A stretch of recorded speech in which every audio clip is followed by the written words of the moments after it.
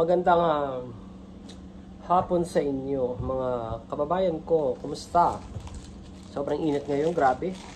Galing akong Chinatown, no? Sobrang init. Pero ang sarap mag-ikot doon dahil ang sarap ng aking kinain na para siyang puto pao na hindi ko alam, na merong repolyo, maraming repolyo at saka mix na vegetables, and hindi ko alam kung pork yun or chicken na nasulog na sobrang sarap, at saka yung siomai na tag 40 pesos, malaki, napakasarap.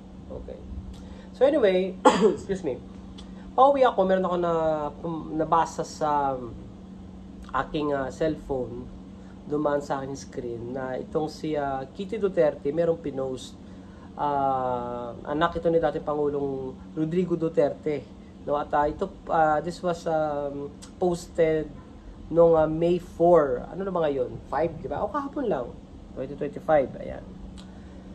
So, bibigyan natin ng reaksyon kahit paano, no? Sabi niya, nandito ako ngayon dahil kinuha nila sa amin, sa ating lahat, higit sa lahat sa akin, ang tatay ko. Yan. So, imbis na krimen, yung sinasabi niya, isa natin, krimen, korupsyon, at kahirapan ng pagtuunan ng pansin ng pamahalaang ito, yung administrasyon, inuuna nila ang pagsira sa pamilya ko at sa lahat ng kaalyado nito. Ayun. So, ito, yung kanyang statement dito is more on sinasabi yung ano niya talaga sa sarili niya, tatay ko. Tatay ko, sinisira yung pamilya daw nila, gano'n ang sabi niya. Okay.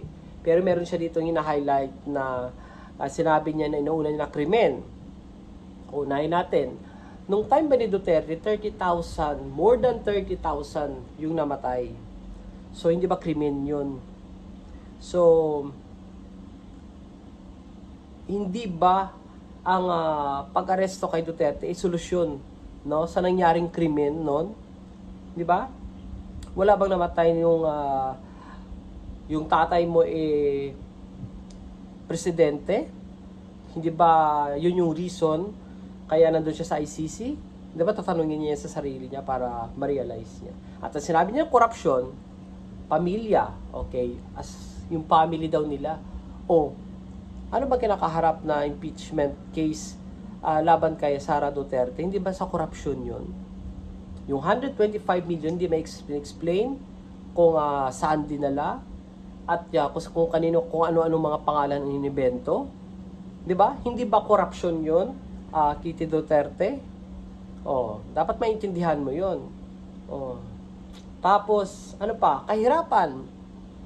Hindi ba nalugmok sa utang ang Pilipinas dahil pag-alis ng tatay mo, ang iniwang utang na hindi naman naramdaman ng taong bayan, yung 14.3 billion, trillion, 14.3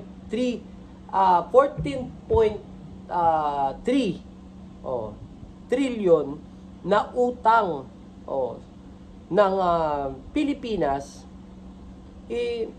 saan dinala yun? Saan dinala yun samantalang, di ba, yung balita is 100 plus projects, ilan lang yung materialize? 12? 18? Di ba? So, itong lahat na sinasabi niya, sa kanila mismo pamilya nagre-reflecto Kaya nga sinusolusyonan, di ba, ng administrasyon ngayon, no?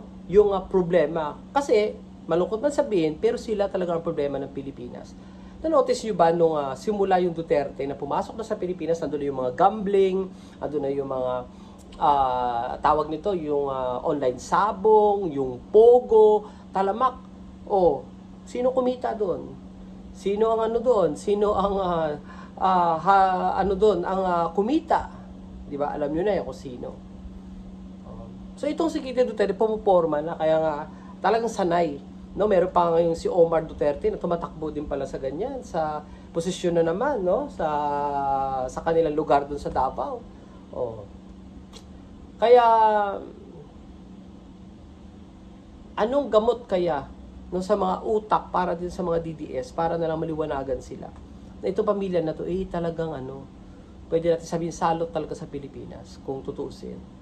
'Di ba? Na ang pamilya nito ay talagang walang idudulot na maganda sa Pilipinas. Na-notice niyo ba mula na pumasok sa puro gulo, puro issue, 'di ba? Kaya wala nang nagawa.